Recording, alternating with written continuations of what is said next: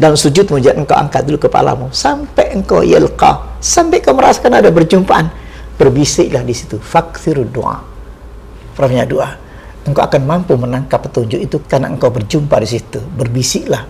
Engkau akan menangkap petunjuk itu dalam hatimu. Falyushahid biqalbi. Yang kau siapkan ada lihatlah pakai hatimu. Karena petunjuk itu masuk di situ dan engkau akan mengerti petunjuk itu dengan jelas.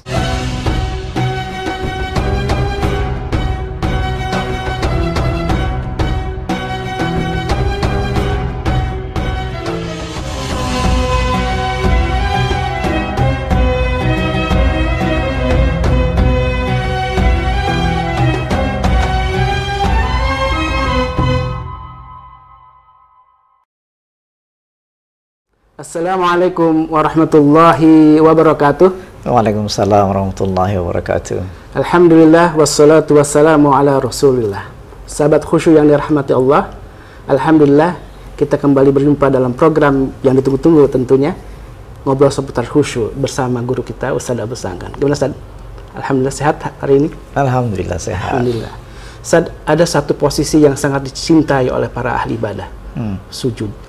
Dan ada juga gerakan-gerakan yang setelah sujud itu kan ada duduk di antara dua sujud, dan begitu banyak bacaan-bacaan yang dibacakan oleh para ahli ibadah dalam gerakan itu. Sebenarnya setiap sholat itu kan memiliki gerakan-gerakan yang bersambung, tiada terputus. Memiliki dimensi-dimensi.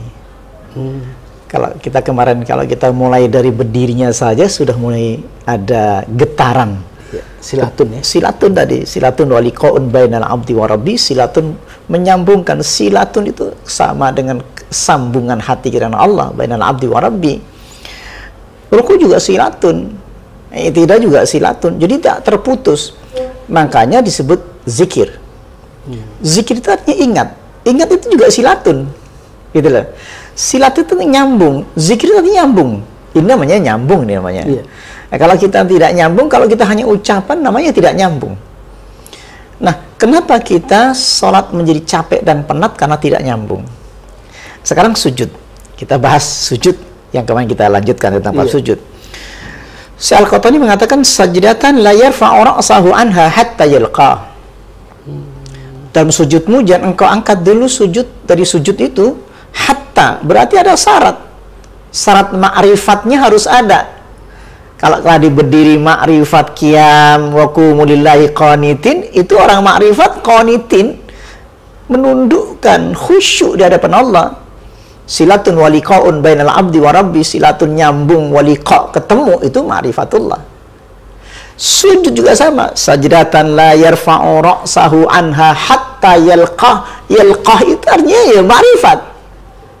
Jadi nggak sembarangan dalam sujud. Kalau kita tidak ma'rifat, nggak ada getarannya. Coba kalau kita sujud begitu saja kosong. Orang ma'rifat itu ketika sujud ia merasakan getarannya. Kenapa? Karena Allah tidak bisa dilihat oleh mata kita. La tudrikul absar wa huwa yudrikul absar wa huwa latiful khabir. Allah tidak bisa dijangkau oleh mata, tapi Allah menjangkau kita. Maka ketika sujud apa yang dirasakan? Fal yushahid bi qalbi. Lihatlah pakai hatimu. Makanya ketika sujud rasakan, gitu kan? Iya. Sajdatan la yarfa'u ra'sahu. Dalam sujudmu jangan engkau angkat kepalamu hatta yalqa, sampai ia merasakan ada berjumpaan. Liqa. Sama dengan ketika puasa. Apa sih tujuan puasa? Laqiya rabbah. Kalimat puasa itu kan kebanyakan kita kosong.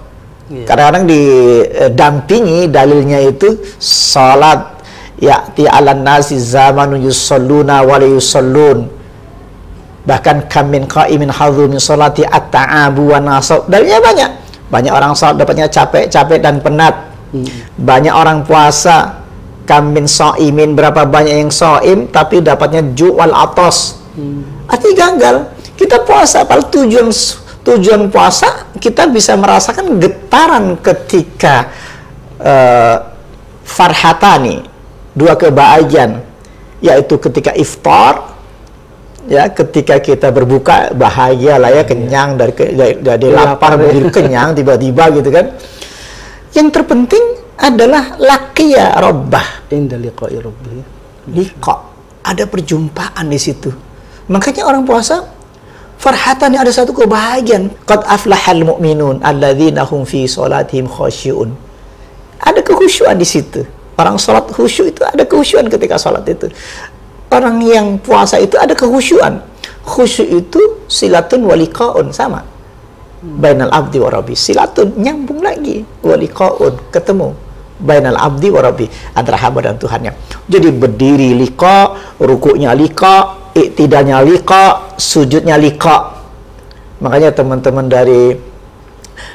tarbiyah dulu menyebutnya kalau kita ketemu namanya liqa.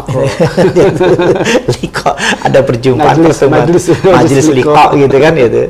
Nah, sama salat itu ada liqa, targetnya kan itu sebenarnya. Nah, bagaimana? Makanya perbanyaklah doa karena tempat yang paling dekat di saat sujud. Makanya saya sering menggunakan kepada jamaah, coba Rasulullah mengatakan ketika sujud yang terakhir perbanyak doa. Allahumma alhimni rusdi. Kenapa saya menggunakan doa ini?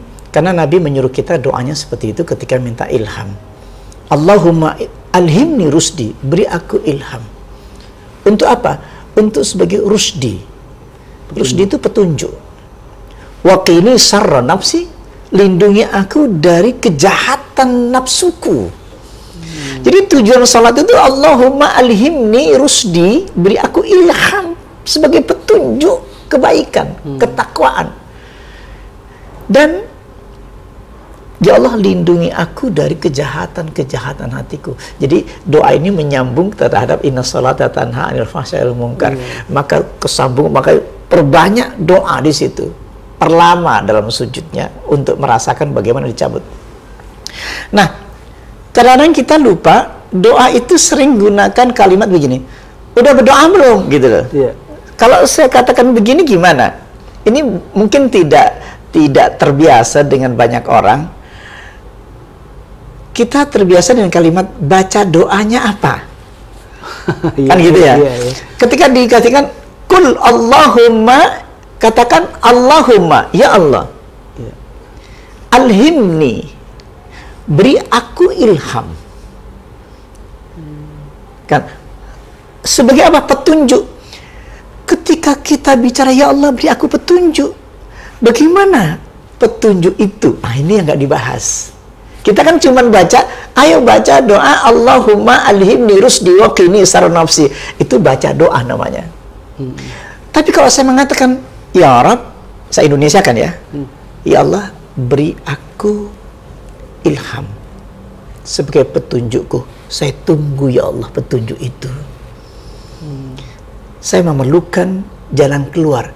Ya ja'allahu makhraja wa yarzuqhu min haitsu la yahtasib. Ini buntu hidup saya ini. Aku minta jalan keluar, beri aku ilham. Maka aku terdiam.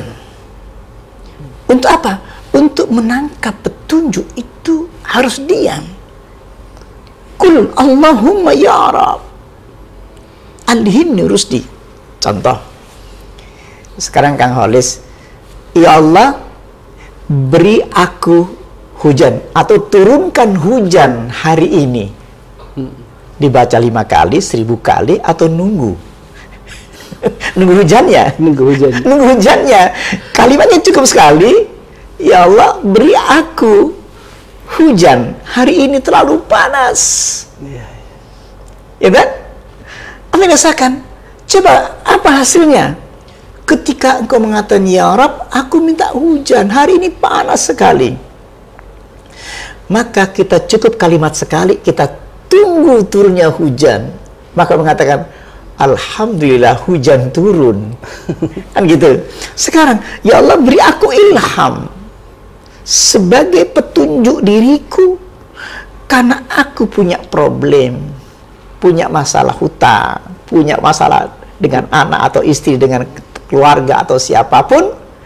Sekarang aku perlu rezeki untuk saya. Jadi beda-beda saja. Masing-masing bisa jadi apa jawaban Allah dari setiap doa. Setiap saat berbeda-beda. Makanya sholatnya tetap. Tapi Allah turunkan. Fa in kana rizqi fis sama'i fanzilhu. Fa in kana fil ardi fa akhrijhu. Fa in kana ba'idan fa aqribhu. Kan gitu. Ya Allah, jika di atas langit tolong turunkan ya Allah rezeki itu. Jika ada di bumi ya Allah tolong keluarkan. Jika itu jauh ya Allah tolong dekatkan. Artinya kita tunggu. Yang tadinya jauh kita tunggu, terdiam. Maka kita membaca yang diturunkan oleh Allah itu. Turunkan hujan, turunkan rezeki, turunkan jalan keluarnya. Nah, kita ini kelirunya selama ini kita baca, habis itu kita biarkan. Tidak bisa begitu. Harus dirasakan jawaban Allah. Ditunggu ilham itu. Jadi ilhamnya ditunggu. Makanya sajdatan la yarfa'u ra'sahu anha hatta yalqa. Dan sujud menjadi engkau angkat dulu kepalamu sampai engkau yalqa, sampai kau merasakan ada berjumpaan. Berbisiklah di situ. Fakthirud doa. Perbanyak doa. Engkau akan mampu menangkap petunjuk itu karena engkau dekat, karena engkau liqa, karena engkau berjumpa di situ. Berbisiklah. Engkau akan menangkap petunjuk itu dalam hatimu. Fal yusyahid bi qalbi. Yang kau siapkan ada lihatlah pakai hatimu. Karena petunjuk itu masuk di situ dan engkau akan mengerti petunjuk itu dengan jelas. Seperti jelasnya sakit hati. Kan ilham fujur itu. Seperti jelasnya hati ini dengki, iri. Itu kan petunjuk jahat namanya itu. Makanya kejahatan itu muncul dari ilham yang fujur. Dikarenakan hati yang tidak pernah tazkiyah, tidak dibersihkan. Ada situ sebenarnya yang perlu diperhatikan.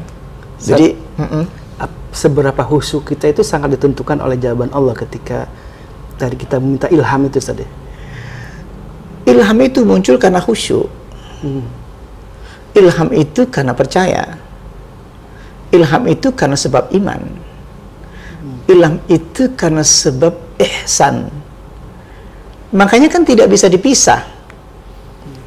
Antara Islam, iman, dan ihsan nggak bisa dipisah. Kalau kita mengatakan saya sholat kok, tapi kan harus ada takwa. Pertama kan Islam, iman, dan ihsan. Itu nggak bisa dipisah. Di dalam sholat itu dikumpulkanlah ilmu ketiga ilmu ini yang tidak boleh dipisah.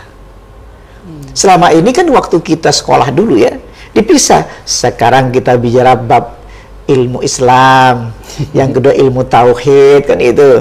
Kemudian itu yang fikih kan itu. Nggak bisa dipisah. Nah, semua yang hasil kita ngaji dikumpul jadi satu. Di dalam sholat itu ada tauhid. Di dalam sholat itu ada Islam. Dalam sholat itu ada iman. Iman itu ketika engkau takbiratul ihram harus bergetar hatinya. Kan nyambung di situ sebenarnya yang sudah kita terangkan sebelumnya ya. Nah itu. Jadi ada kesambungannya, ada korelasinya. Jadi situ.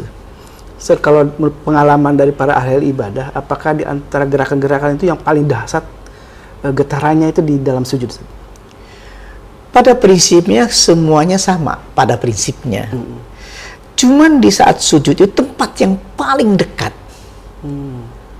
Orang kalau sujud itu yang paling dekat dengan Allah. Kita udah berdiri dekat ini. Kalau dikatakan paling dekat, ya situ paling lama Nabi kalau sujud itu.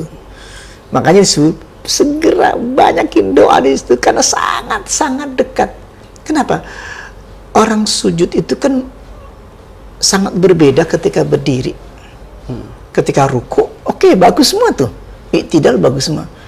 Tapi yang paling, penghambaan yang paling dalam. Penghambaan yang paling tuntas. Penghambaan yang kita sudah nggak bisa apa-apa lagi. Pasrah. Dan situ yang paling dekat dan tempat yang paling bahagia. Tempat yang paling dekat. Sajdatan la yarfa'u ra'sahu, sampai dikatakan dalam sujud tidak diangkat. Kenapa? Sampai merasakan di situ tempat yang paling dekat. Saking bahagianya, saking senangnya itu. Iya. Orang yang khusyuk itu malah akan lama ya. Iya. Nah itu kan. Jadi sebenarnya itu yang perlu kita tekankan terhadap diri kita. Jadi saya ingin bahwa ilmu ini sebenarnya cerita seperti jangan sampai gini. Cerita seperti ini yang seolah-olah ini kayak hayalan kita gitu loh. Bisa nggak kita buktikan? Bisa. Bisa nggak saya berdiri, lalu saya dapatkan getaran itu? Bisa. Saya berani ngomong kayak gitu. Kenapa? Kitabnya begitu, Qurannya begitu. Yang dicontohkan Rasulullah juga begitu. Contoh Rasulullah begitu. Nah, kita mencoba untuk masuk. Sayang kalau kita nggak masuk. Makanya, jika kita tidak merasakan getaran itu, soalnya gini, kita ini kan mencoba mengatur satu pengalaman pribadi yang selama ini bertahun-tahun sholat tidak ada. Makanya ketika ada mengatakan ada getarannya, dia tertawa, gitu kan? Iya. Bahwa di situ ada rasanya, dia tertawa. Dia bilang mengatakan, lah aku udah sujud kok, kan repot. Iya. Gak ada, aku udah rukuk kok, sama rukuknya kok. Gak ada yang dibilang katanya ada getarannya apa. Justru itu saya akan berkata ada. Gimana caranya wong saya sujudnya sama kok, rukuknya sama kok. Itu deh. Bagaimana kita bisa merasakan huwallazi anzala sakinata fi qulubil mu'minin? Kita pegang Quran dulu. Di Allah turunkan rasa tenang dalam hati orang beriman. Sekarang saya mau tanya, ada nggak getaran ketika Allah turunkan sakinah dalam hati itu? Nggak ada. Ayo kita diskusikan, kenapa tidak ada? Diskusikan dulu. Nanti harus dibongkar dulu dari awal. Kenapa? Kenapa kau sujud gak merasakan apa-apa? Rasulullah mengatakan, ya tiada nasi zaman yusalluna wa yusallun. Salat sama salatnya, tapi tidak salat. Tidak dianggap salat. Tidak dianggap salat. Kamin qaimin hazu min salati at-ta'abu wa nasab. Dan itu yang dirasakan kan, kita tidak mau tahu dalil ini berapa banyak orang salat dapatnya capek dan penat. Capek dan penat berarti ada dua rasa. Engkau merasakan capek dan penat, aku merasakan tidak capek dan penat. Kenapa? Huwallazi anzala sakinata fi qulubil mu'minin. Allah turunkan rasa tenang dalam hati. Kalau orang tahu rasa tenang ini ada dalam rukuk dan sujud, orang semua berbondong-bondong. Loh, kenapa kita sudah sholat semua apa? Saya tidak merasakan getaran itu, tenang itu, gitu deh. Tanyalah dirimu, ada apa itu? Ada apa kan gitu? Kita coba untuk diri lagi hari ini. Untuk diri kita sendiri, ini ilmu kan untuk diri pribadi, kita ngamati kan nggak bisa menuduh orang lain. Kita harus mengatakan, ini ada nggak di sana itu? Setiap hari kita jujur dalam diri kita bahwa getaran itu harus ada, getaran iman itu harus ada. Gitu. Masya Allah Ustaz, jadi pertanyaan yang sangat menampar kita sebenarnya. Kalau kita khusyuk itu sangat ditentukan dengan gerakan-gerakan kita itu membawa kepada getaran tadi ya. Ada rasa cinta, rasa tenang, apakah tidak gitu? Dan tidak hanya sekedar tenang. Tenang itu kan hanya sebagian saja. Tujuannya itu ya ja'allahu makhraja wa yarzuqhu min haitsu la yahtasib. Tujuannya itu loh, jalan keluar dari persoalan hidup kita lewat sholat. Dan dapat rezeki dari arah yang tidak disangka-sangka. Karena kita memang minta rezeki dalam salat itu, minta jalan keluar. Fa'idha hasabu amrun fazi'a ila salati. Tujuan salat kan itu. Tujuan salat itu fa'idha hasabu amrun fazi'a ila salati. Segera salat kalau ada masalah. Wasta'inu bis sabri was shalah. Mintalah tolong kepada Allah dengan sabar dan salat. Sudah jelas ya, sangat jelas. Sangat jelas ya. Makanya saya bilang kenapa ini mesti harus diutamakan? Karena semuanya problematika setiap saat datang kok. Saya nggak mau main-main gitu loh. Saya sholat. Dan ketika turun ilham itu apakah rasanya itu apakah dalam sholat sendiri Ustaz? Apakah di saat sholat itu ilham itu turun? Jalan keluar itu langsung turun. Wal i'lamus sari'ul khafiyyu. Allah berikan pengetahuan langsung ketika sholat itu. Contoh gini deh, tadi saya ceritakan, ya Allah aku minta hujan, misalkan contoh yang paling gampang biar masuk ke pikiran kita. Ya Allah hujan, turun hujan, ya sudah itu. Kan gitu. Ya Allah aku minta tenang, ya Allah, tenang seketika itu, ya sudah itu. Rabbi fili, ya Allah, kan aku penat nih, banyak dosa tuh. Ketika saya bilang Rabbi fili, ampuni aku ya Allah, langsung ketika diampuni apa yang dirasakan? Tenang hatiku. Maka khusyuk sholatku. Atau warzukni. Kan kaitannya rezeki. Kalimat warzukni berkaitan dengan pengkabulan. Ya Allah beri aku rezeki. Dan itu ku baca ketika duduk.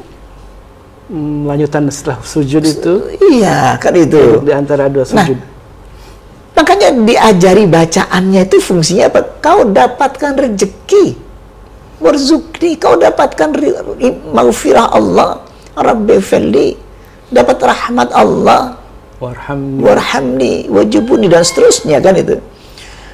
Kenapa kita lupa dengan bacaan itu, bahwa bacaan itu sendiri doa? Doa itu tujuannya untuk dikabulkan. Bagaimana pengkabulan doanya itu? Kita harus belajar bagaimana kita bisa merasakan jalan keluar itu bisa ketangkap oleh kita. Ada kalanya tidak ketangkap, tiba-tiba ada rezeki datang, kan gitu. Ada kalanya orang langsung mengerti sebelum rezeki datang. Ada perasaan akan datang gitu ya? Akan datang.